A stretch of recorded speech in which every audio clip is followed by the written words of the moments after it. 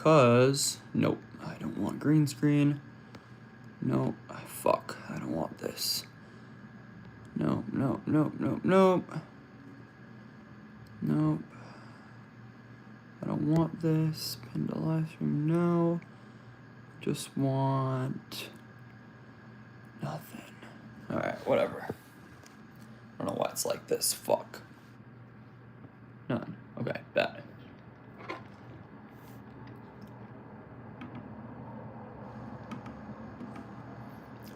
Hello, testing. Alright, let's see how this goes.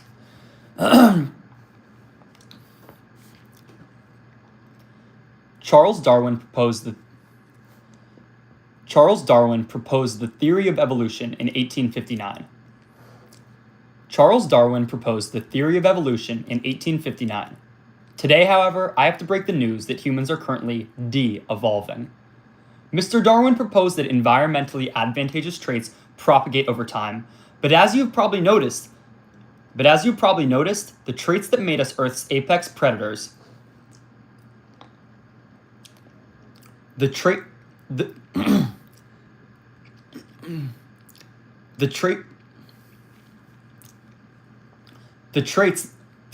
made us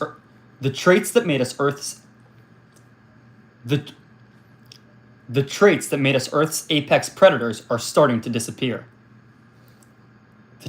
The traits that made us Earth's apex predators are starting to disappear. The most famous example of this is the reverse Flynn effect.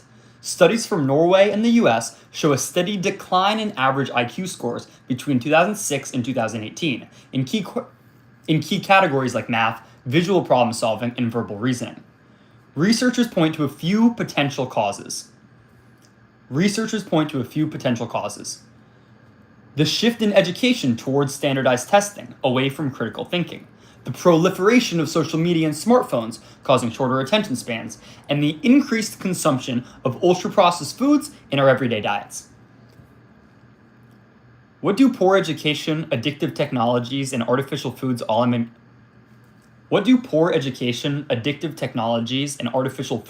in common? They're all part of our environment. Over time, we've seen natural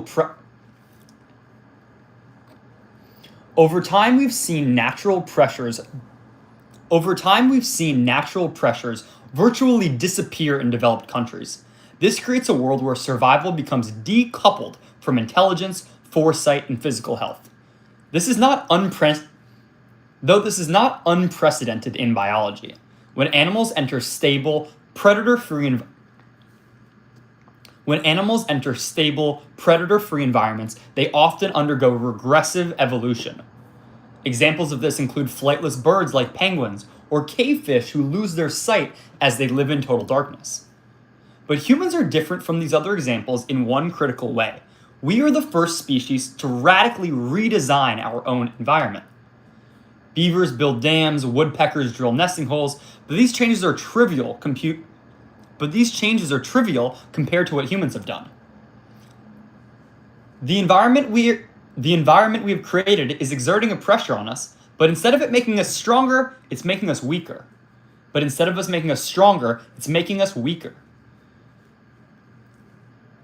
So really, this is not one person's fault. We're in a wider period of cultural regression. Many notable thinkers are already aware of this situation. Jonathan Haidt, for instance, describes in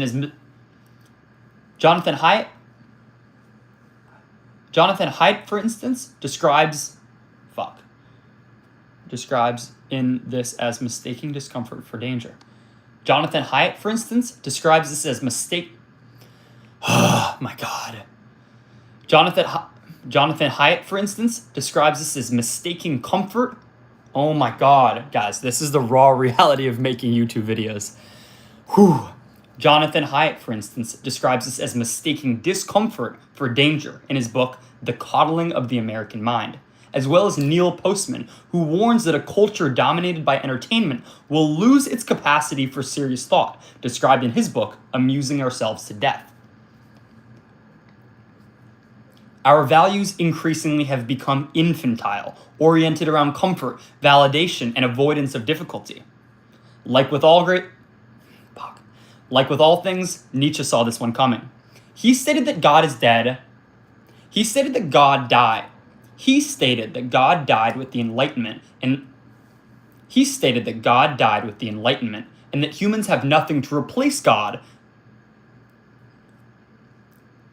and that humans have nothing to replace God and religion as their common moral system. And he was terrified of what would come of this. This is the context that allowed our de-evolution to become possible in the first place. God dying is an environmental change. Our inability to form new shared moral structures is an evolutionary failure. You guys hearing this? This is fucking gold right here.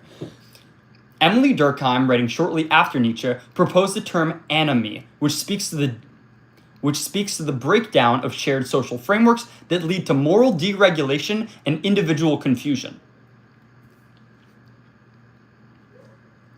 Just to emphasize that we're speaking more to evolution, I mean, guys, thanks for being here. I haven't really said hi to any of you guys, but what's up? Recording a YouTube video right now, live. This is how we do it. You got the mic, got the computer, all set up. Boom. New York. Comment where you guys are from. As you've probably seen already, we're not arguing that we're going through a biological what do I want to say? Clearly we're speaking to a cultural and intellectual de-evolution more so than a biological one. I have to preface this because an article from John Hawkes in Scientific American recently came out titled "Humans Are Still Evolving," which points to the biological evolutionary changes that humans have gone through over the last 30,000 years. This is part of a separate story and isn't really what I'm talking about. Let's go back to the beginning, our definition of evolution. Evolution by natural selection is the mechanism where environmentally advantageous traits that boost survival and reproduction over time become more common in a population. Nailed that sentence. Environmentally is the key word. To reiterate, it is our environment becoming less selective that is causing the changes to humans. This does begin a sort of chicken or the egg problem, which is essentially a negative feedback loop shaping the future of humanity. It reminds me of the quote, "Hard times create strong men create hard times create strong men create good times create weak men, and weak men create hard times." I'm simply arguing that we are in the process of good times creating weak people. I'm simply arguing that we are in the process of good times creating weak people, and I'm a bit scared of what happens in a hyper-technological society controlled by weak men with infantile values. The solution is reintroducing selective pressures voluntarily. Through difficulty, through responsibility, through meaning. This is a way to stop the de-evolution.